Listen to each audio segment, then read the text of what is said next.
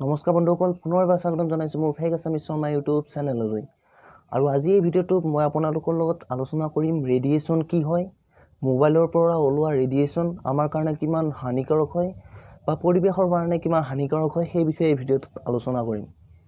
তো তাৰ আগতে এটা কথা কৈ লওঁ, যোনে মোৰ চেনেলটো এতিয়ালৈ ছাবস্ক্ৰাইব কৰা নাই তো প্লিজ চেনেলটো ছাবস্ক্ৰাইব কৰি লওক। মই জানো মোৰ audio' quality, video' quality, background এতিয়ালৈ ইমান এটা ঠিক হোৱা নাই, চব লাহে লাহে চব ঠিক হ'ব, বাছ আপুনি চেনেলটো ছাবস্ক্ৰাইব কৰি থওক। তো আৰু দেৰি নকৰি ভিডিঅ'টো আৰম্ভ কৰিছোঁ।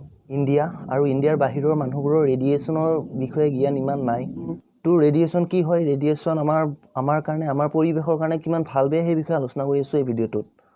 প্ৰথমতে জানো আহক ৰেডিয়েশ্যন কি হয়। ৰেডিয়েশ্যন হৈছে এক প্ৰকাৰৰ এনাৰ্জি যিটো ৱেভ বা পাৰ্টিকুল আকাৰত এঠাইৰ পৰা আন এঠাইলৈ যায়। কিছুমান ৰেডিয়েশ্যনে আমাক ক্ষতি কৰে আৰু কিছুমান ৰেডিয়েশ্যনে আমাৰ ক্ষতি নকৰে।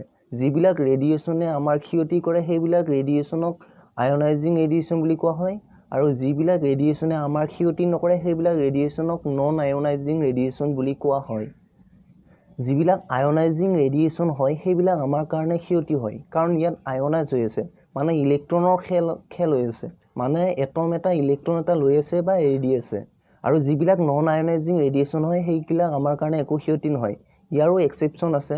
নন আয়নাইজিং ৰেডিয়েশ্যন যেনে লাইটে আপোনাক ক্ষতি কৰিব পাৰে, যেনে লেজাৰ লাইট যেতিয়া স্ক্ৰীণত পৰে স্ক্ৰীণ এখন জ্বলাই দিব পাৰে।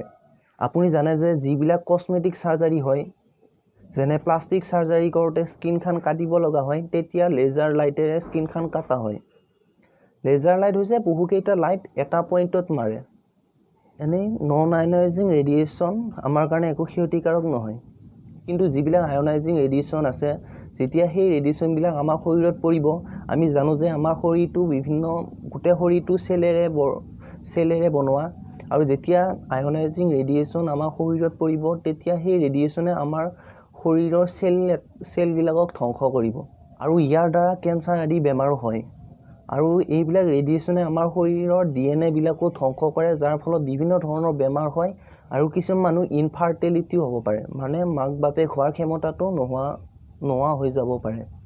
নিউক্লিয়াৰ ৰিয়েক্টৰবোৰৰ পৰা এনেধৰণৰ আয়নাইজিং ৰেডিয়েশ্যন আহে, য'ৰ পৰা আমি সাৱধান হৈ থাকিব লাগে। আৰু ৰেডিয়েশ্যন কিছুমান বেমাৰ ভাল কৰিবলৈ ব্যৱহাৰ কৰা হয়। যেতিয়া কাৰোবাৰ কেঞ্চাৰ হয়, কেঞ্চাৰ হৈছে যেতিয়া মানুহ এজনৰ চেল এটা বৃদ্ধি হয় আৰু সেই চেলটোক মাৰিবলৈ কিছুমান ৰেডিয়েশ্যন ব্যৱহাৰ কৰা হয়। তেনেকৈ কেঞ্চাৰ বেমাৰ ঠিক কৰা হয় কিছুমান ক্ষেত্ৰত ৰেডিয়েশ্যন ইউজ কৰি। আৰু যেতিয়া কাৰোবাৰ হাড়দি ভাঙে তেতিয়া এক্সৰে কৰে, আৰু এক্সৰে এক প্ৰকাৰৰ ৰেডিয়েশ্যনে।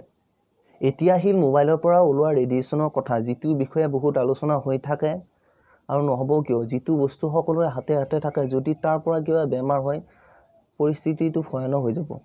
যেতিয়া আমি কাৰোবাক মোবাইলৰে ফোন বা মেছেজ কৰোঁ, তেতিয়া মোবাইলে আমাৰ ফোন কথা বা মেছেজখিনি ইলেক্ট্ৰিকেল ছিগনেল কৰি পেলাই আমাৰ ওচৰৰ টাৱাৰলৈ পঠায়, আৰু সেই টাৱাৰে যোনজন মানুহলৈ কথা পাতি আছোঁ সেই মানুহজনৰ ওচৰৰ টাৱাৰলৈ পঠায়, আৰু সেই টাৱাৰে সেই মানুহজনৰ মোবাইলটোলৈ পঠায় ইলেক্ট্ৰিকেল ছিগনেল আকাৰত। আৰু এই ছিগনেলবোৰ টাৱাৰৰ পৰা টাৱাৰলৈ ৰেডিঅ' ৱেভেৰে যায়। এতিয়া আপোনাৰ মনত প্ৰশ্ন হৈছে ৰেডিঅ' ৱেভ কি হয়? ৰেডিঅ' ৱেভ এক প্ৰকাৰৰ ৰেডিয়েশ্যনে হয়, যি ৰেডিয়েশ্যন আমি চকুৰে দেখা নাপাওঁ। মোষ্ট ইম্পৰ্টেণ্টলি এই ৰেডিঅ' ৱেভটো নন আয়নাইজিং ৰেডিয়েশ্যন হয়, মানে ই আমাৰ শৰীৰত একো ক্ষতি নকৰে। আৰু এতিয়ালৈ চাইণ্টিফিকেলি একো প্ৰুফ নাই যে মোবাইলৰ পৰা ওলোৱা ৰেডিয়েশ্যনে মানুহক কিবা বেমাৰ কৰিছে। এই বিষয়ে বহু ৰিচাৰ্চ চলি আছে, কিন্তু এতিয়ালৈ একো প্ৰুফ দিয়া নাই, আৰু কোনো বেমাৰ মোবাইলৰ ৰেডিয়েশ্যনৰ পৰা হোৱা বুলি ধৰা পৰা নাই এতিয়ালৈ। শেষত এটা কথাই কওঁ, যিখিনি কথা অক্ষয় কুমাৰ আৰু ৰজনীকান্তৰ চিনেমা ৰবট 2.0 কৈছিল সেইখিনি একদম বকৱাছ কৈছিল। সেইখিনি কথা এতিয়ালৈ একো চাইণ্টিফিকেলি প্ৰুফে নহয় যে চৰাইবোৰ ৰেডিয়েশ্যনৰ কাৰণে মৰি আছে বুলি। তাত যদি চিনেমাখনত দেখুওৱা হয় চৰাইবোৰ খেতিত ইউজ কৰা সাৰবোৰৰ কাৰণে মৰি আছে, গছ গছনি কটাৰ কাৰণে মৰি আছে, সেইবোৰ দেখালে পাব্লিকে এটা ভাল মেছেজ পালে হয়। কিন্তু একদম প্ৰুফ নোহোৱা বস্তু এটা দেখাইছে চিনেমাখনত, আৰু চিনেমাখন চাই উঠি কোনে মোবাইল ব্যৱহাৰ কৰা কম হোৱা নাই। তো এইখিনি আছিল ভিডিঅ'টো। যদি ভিডিঅ'টো ভাল লাগিল প্লিজ লাইক কৰিব, আৰু চেনেলটো যদি এতিয়ালৈ ছাবস্ক্ৰাইব কৰা নাই তো প্লিজ চেনেলটো ছাবস্ক্ৰাইব কৰিব। Bye bye.